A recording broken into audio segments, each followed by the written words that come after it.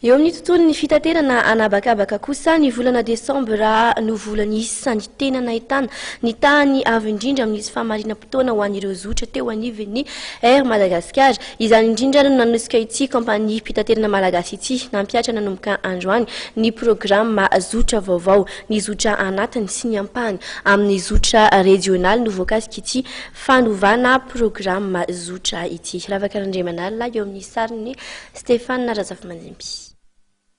300 monja ny taham-pamarinam-potoana sy fanajana ny ora fiangana sy ny sitina teo anivon'ny kompania Air Madagascar tamin'ny volana desambra lasa teo no voahaja.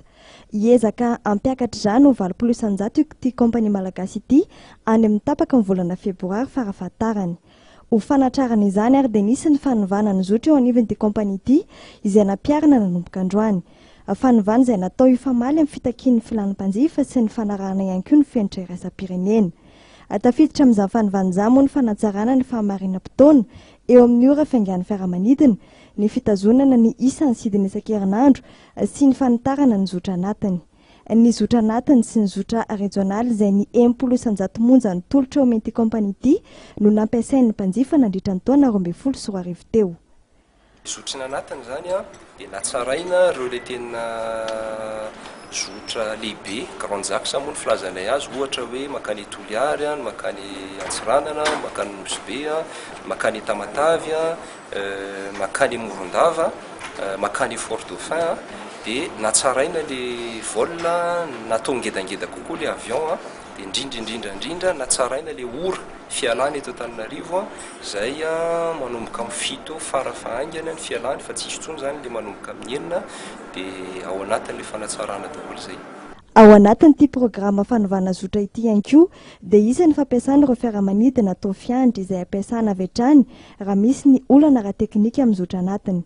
Ho an'ireo zotra amin'ireo nosy ravavy kosa dia isan'ny fiaramiasa amin'ireo kompania mpiaramiasa eto amin'ny faritra ny Ranomasimbe Indianina.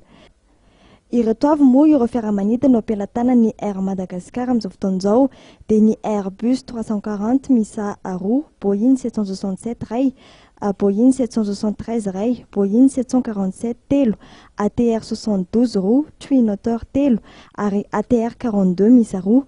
Fantatra fa mbola tsy misidina moa ireo ATR 42 ireo amin'izao fotoana izao izay mbola andalam-panamboarana ary mikasa anova ihany koa ireo Boeing 737 ihany koa ny Air Madagascar. Manodidina ny enetsy ireo olona nisafidiny ampiasan'ny sidina Air Mat ny taona 12 sy 13 teo ka ny 5 alina sy 3 hetsy no nampiasan'ny sidina anatiny, 5 alina sy 1 hetsy kosa nampiasan'ny sidina Long Courrier ary ny 5 alina sy 1 hetsy eo no nisafidiny sidina regionaly.